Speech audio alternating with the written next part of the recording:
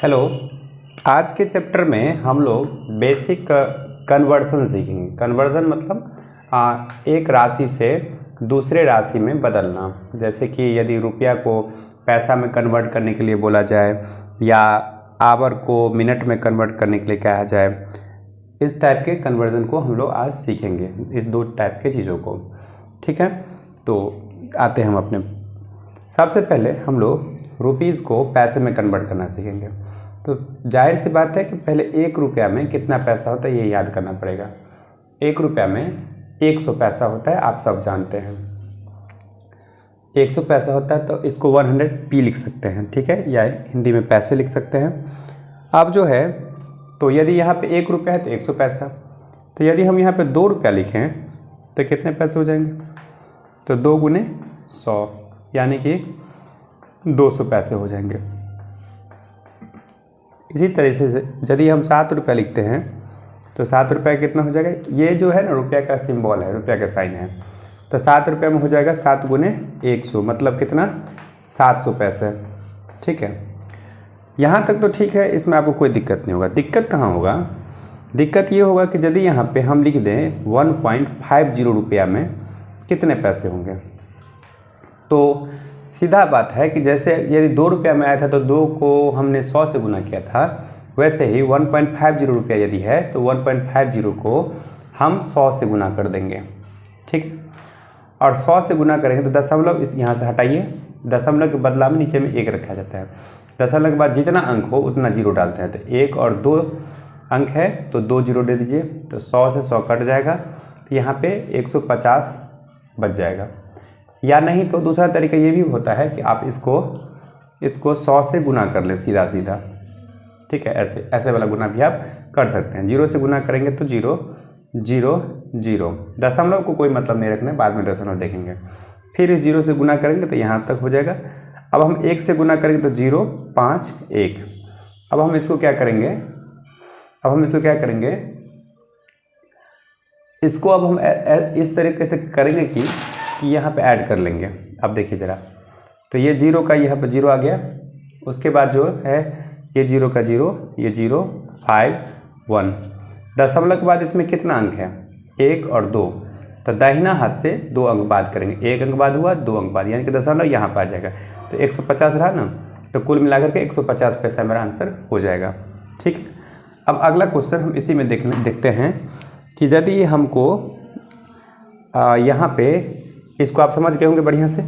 अब यदि अगला आता है 9.20 रुपीज़, ये है, तो इसको क्या करेंगे? फिर वही बात, 1 रुपया में यदि 100 पैसा होता है तो इसको हम 100 से गुना कर देंगे। और यदि अगर आपको शॉर्टकट सीखना है तो इतना समझिए, जितना 0 है इसमें इतना दशमलव कम हो जाएगा। तो इसमें 2 0 है तो 2 दशमलव के बाद 2 अंक कम हो जाएगा, यानी कि 920 पैसा हो जाएगा। आप डायरेक्ट भी लिख सकते हैं इसको। ठीक है, या तो गुना कर लीजिए या डायरेक्ट भी ख़त्म कर दीजिए, हो जाएगा। ठीक है, अगला है 19.05 रुपया। अगर ऐसा रहे तो क्या करें? फिर वही बात, 1 रुपया में यदि 100 पैसा है तो इसको हम 100 से मल्टीप्लाई करें। और मैंने अभी क्या ट्रिक बताया है आपको कि जितना 0 होता है ना इधर, 1 से तो गुना करेंगे तो कोई फ़र्क पड़ना नहीं है, नहीं ना पड़ना है। तो यहाँ पे 2 0 है, 2 0 से 2 अंक खत्म कर दीजिए, यानी कि 1905 पैसे आपके आंसर में आ जाएंगे। पैसा को हम p लिख रहे हैं। ठीक है, इतनी सी बात समझनी है। अगला अगर इसी में हम देखें, एक और देख लेते हैं, इसके बाद दूसरा कन्वर्जन की ओर हम लोग चलेंगे। 1.75 रुपीज़। ठीक है, तो इसमें क्या करना है? इसको भी सेम करना है, 1.75 को 100 से मल्टीप्लाई कर देना है, तो आपका हो जाएगा 175 पैसे। ठीक है, समझ गए? यही कन्वर्सन का था कि रुपया में 100 पैसा होगा, उसको चेंज कर लेना है। अब हम चेंज करते हैं आवर को मिनट में और मिनट को सेकंड में। इस तरीके का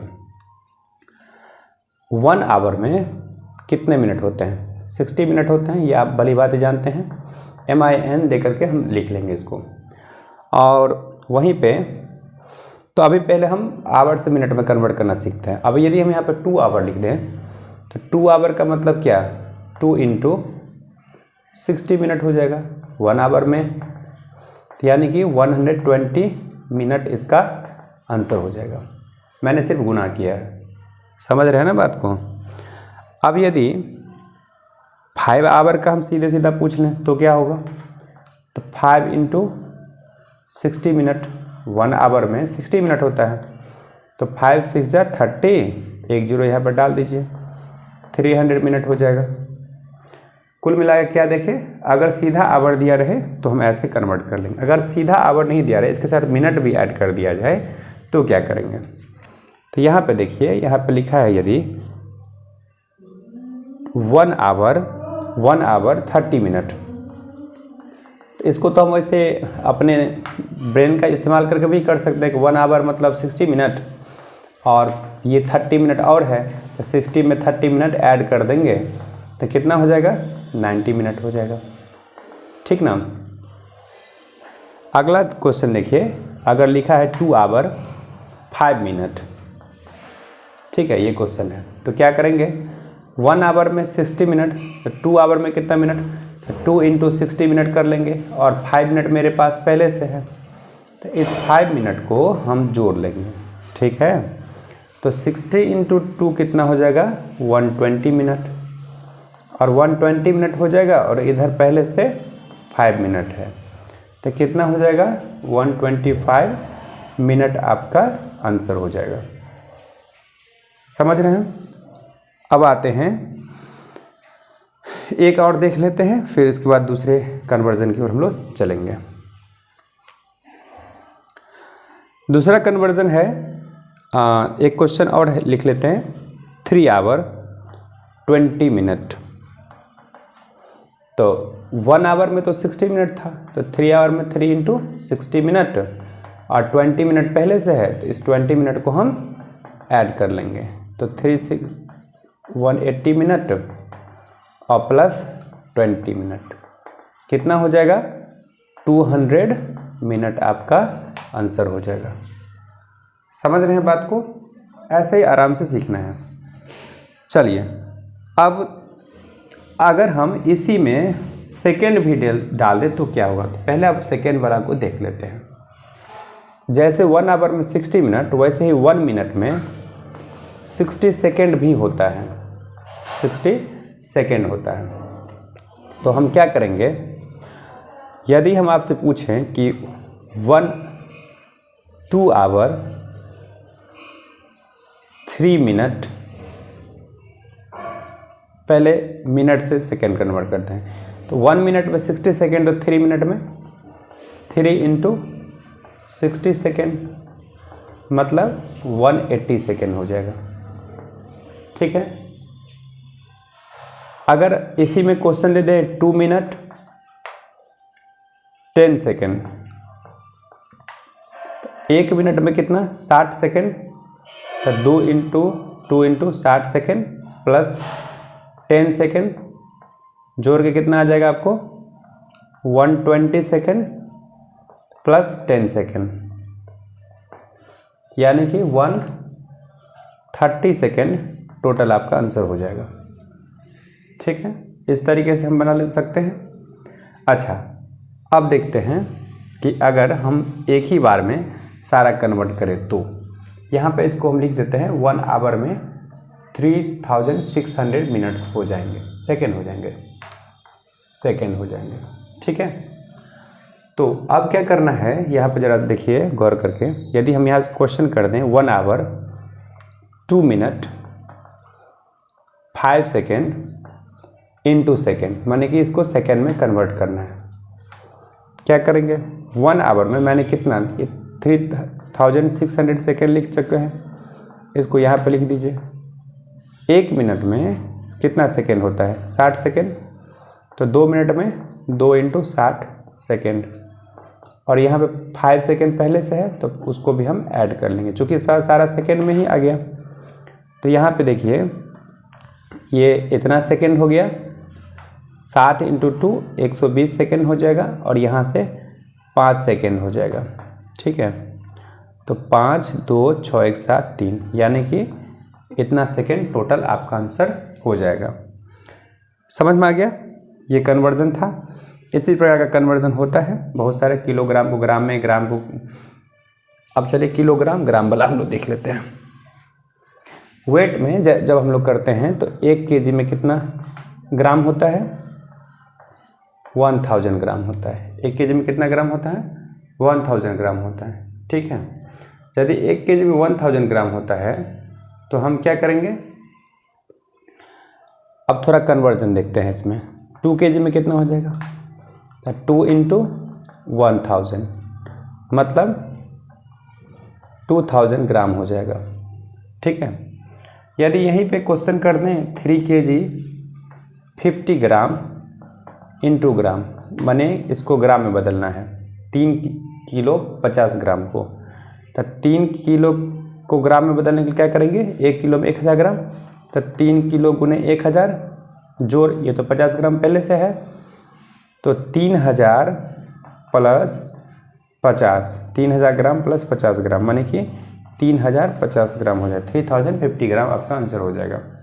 ऐसे जोड़ना है, ये मैंने जोड़ा है, ठीक है। तो ये 2-4 कन्वर्जन के क्वेश्चन हो गए।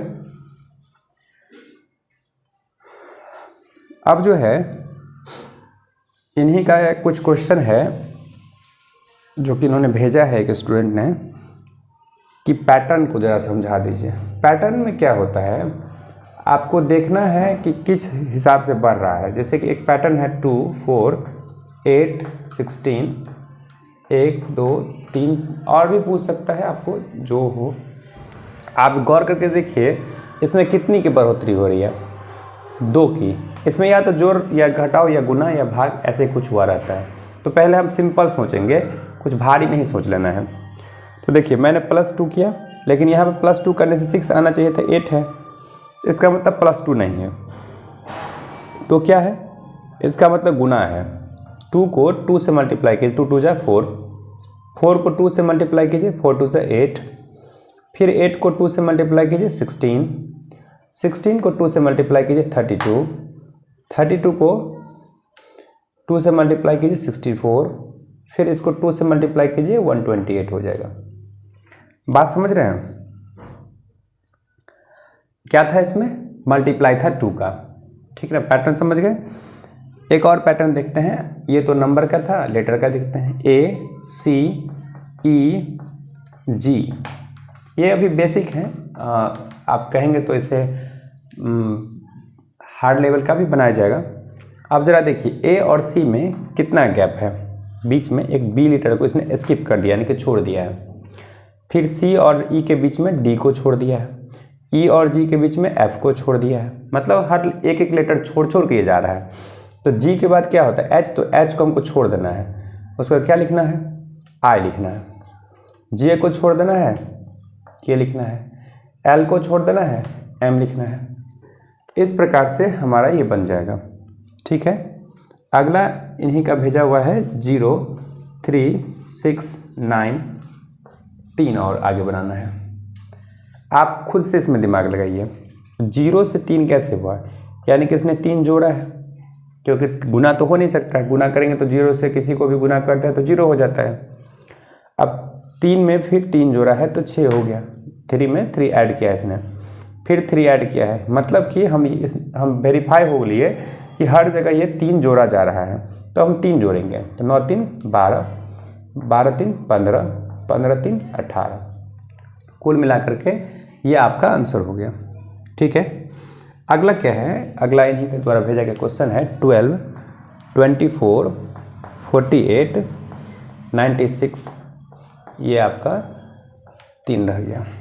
तो देखिए इसमें भी गौर से देखिए, 12 में 12 जोड़े तो 24, लेकिन 24 में फिर 12 जोड़ने से 48 नहीं होता है, तो आप फिर मल्टीप्लाई करके देखिए, 12 दूनी 24 यानी कि 12 2 = 24, 24 दूना 48 यानी कि 24 2 = 48, मतलब क्या हो रहा है, 2 का गुना हो रहा है, 2 का गुना। 48 को 2 से गुना करेंगे 96, तो अब हम फिर 2 से गुना करेंगे तो क्या हो जाएगा, 6 2 = 12, 9 2 = 18, 192, ये हो जाएगा। फिर 2 से मल्टीप्लाई करेंगे तो ये हो जाएगा, फिर 2 से मल्टीप्लाई करेंगे तो ये हो जाएगा। समझ रहे हैं, इस प्रकार से इस सवाल को बनाया जा रहा है। तो आप देखेंगे कि या तो जोड़ अभी तक हमने क्या देखा, दो टाइप का देखा, जोड़ या तो गुना हो रहा है। ठीक है, अब अगला क्वेश्चन को हम देखते हैं, एक और पैटर्न के सवाल को देखते हैं, इसके बाद इनका जो और कोई क्वेश्चन होगा उसको देख लेंगे। एक और इन्हीं का भेजा सवाल है 90, 85, 80 और 75। इसको भी 3 आगे बढ़ाना है। तो गौर से देखिए, 90 से 85 हुआ है, क्या हुआ, कम हुआ या ज़्यादा हुआ? तो हमको यहाँ पता लगा कि यहाँ पे -5 हुआ है, मतलब 5 कम किया गया है। इसमें भी देखिए, यहाँ भी -5 है, 85 से 80 कैसे हो गया, 5 कम हुआ। फिर यहाँ से 5 कम हुआ, मतलब हर जगह 5 कम हो रहा है। इसमें से भी 5 कम करिए, 70 हो गया। 70 से 5 कम करिए, 65 हो जाएगा। 65 से 5 कम करिए, 60 हो जाएगा। ठीक है, ये इनका सारा क्वेश्चन था पैटर्न का। चलिए, आपका सारा पैटर्न का क्वेश्चन मैंने डील कर दिया। अब इनका कुछ क्वेश्चन है कैलेंडर का क्वेश्चन। ठीक है, कैलेंडर के क्वेश्चन को देख लेते हैं। जैसा कि हम लोग जानते हैं, सबसे पहले कैलेंडर में देखिए क्या होता है। 1 ईयर में, आप जब हम लोग ईयर की बात करते हैं तो 1 ईयर में 12 मंथ्स होते हैं। 1 ईयर में कितने मंथ्स होंगे, 12 मंथ्स होंगे। यदि 12 मंथ्स हो रहा है तो 12 मंथ्स का नेम आपको आता है। ठीक है,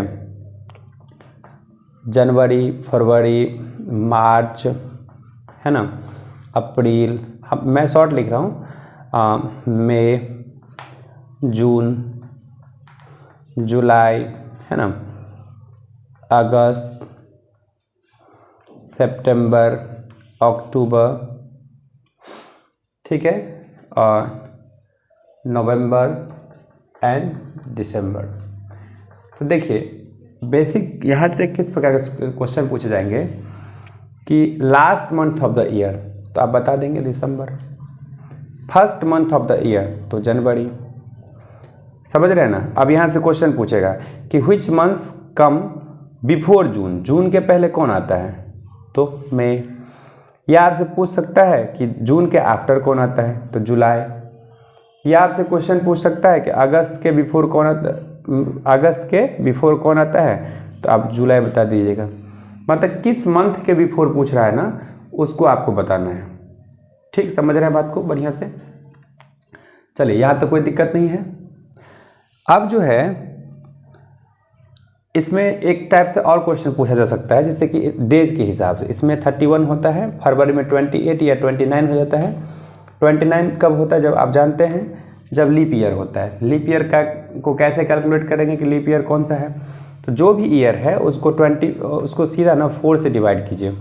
और 4 से डिवाइड करने का रूल आपको पता होगा कि लास्ट का 2 डिजिट डिवाइड हो जाना चाहिए। तो 4 से 24 डिवाइड हो रहा है, 4 से 24 कट जाता है। इसका मतलब 2024 क्या है, लीप ईयर है। आप अपने कैलेंडर में देखिएगा, फरवरी में 29 दिन हुआ था। तो ऐसे ही हम लोग देखते हैं, हर 4 साल पे लीप ईयर हो जाता है, हर चौथा वर्ष होता है। ठीक ना।